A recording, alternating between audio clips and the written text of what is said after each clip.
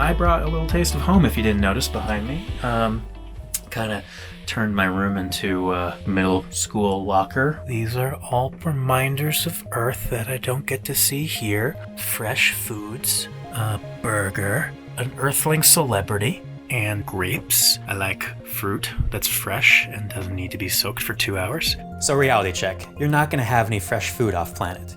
You're gonna have to make do with whatever cargo is already stored in your space pantry. Any resupply is gonna be, at best, more space beans. Cooking in space requires a lot of time to get any workable ingredients. And the results are pretty mediocre. We wake up, we have brekkie. I'm actually not having breakfast. I'm trying out some intermittent fasting. Might also be because the dried eggs don't look particularly appealing, and that's one of the main delights. Maybe day 1 space food was a novelty, and day 2 you could still pretend it's the real thing. But day 4, 5, 6, meal after meal of powdered food starts to wear you down. I do feel a little gut rot from all this food that's not food. This food is all made for babies. There is no chance of ordering seamless delivery for another 10 days, and it's starting to grind. Our food options strongly resembled a prepper emergency stash your parents actually bought before Y2K. These are our rations. Of all the things to have a lot of, we have 4 canisters of cream cheese powder. There are no bagels on this ship. I do not know what they're for.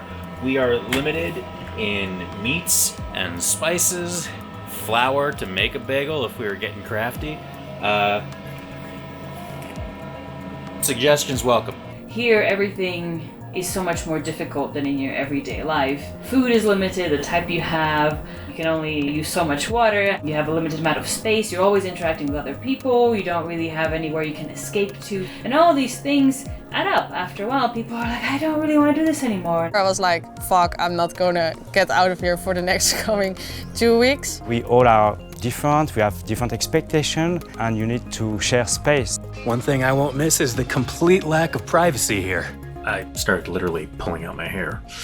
I want to talk about body odor. I'm stuck in here with these smells.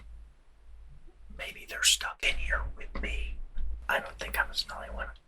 Can't really experience that on camera, but know that it has been a constant. Living in an intergalactic space yurt is not actually as much fun as it sounds. As long as I can hold physically, I think mentally I will endure.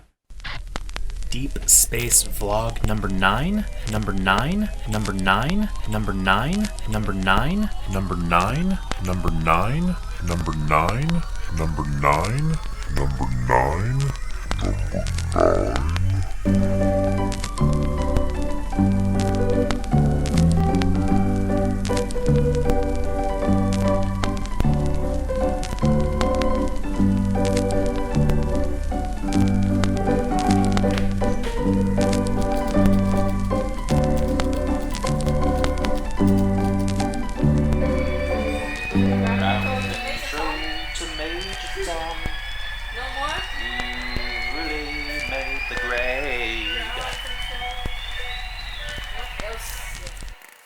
Can you hear me, Major Tom? Houston, we've officially lost it a little bit.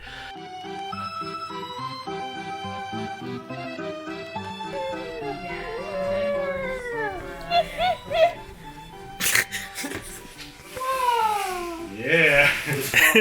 Whenever you want to leave the habitat, just transform yourself in trash and then do a trash EVA to escape back to Earth. Yeah. Earth FOMO is real. We were falling apart at the seams, and we desperately needed something to boost team morale. Yo, Josh, what's up? It's Pauly Shore. Viva Los Biodome. Sometimes, inspiration comes in mysterious ways. When you're there to pass the time, I just definitely bring in some weed, maybe some vino, maybe sneak in your babe. You know, you gotta have a little crack, so you can sneak people in like Stephen Baldwin and I did. His advice was bizarre and totally impractical. Yet, I felt a strange calm come over me. Anyways, have a good time up there in the biodome. This is Pauly Shore. Alright dudes, later. I had a vision.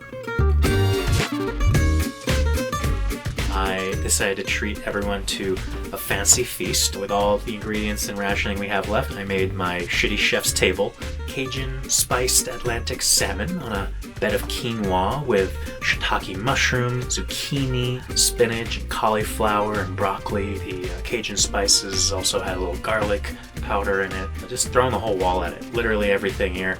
But it wasn't just the food. If we were gonna feel like real human beings again, this needed to be a special occasion. We needed ambiance.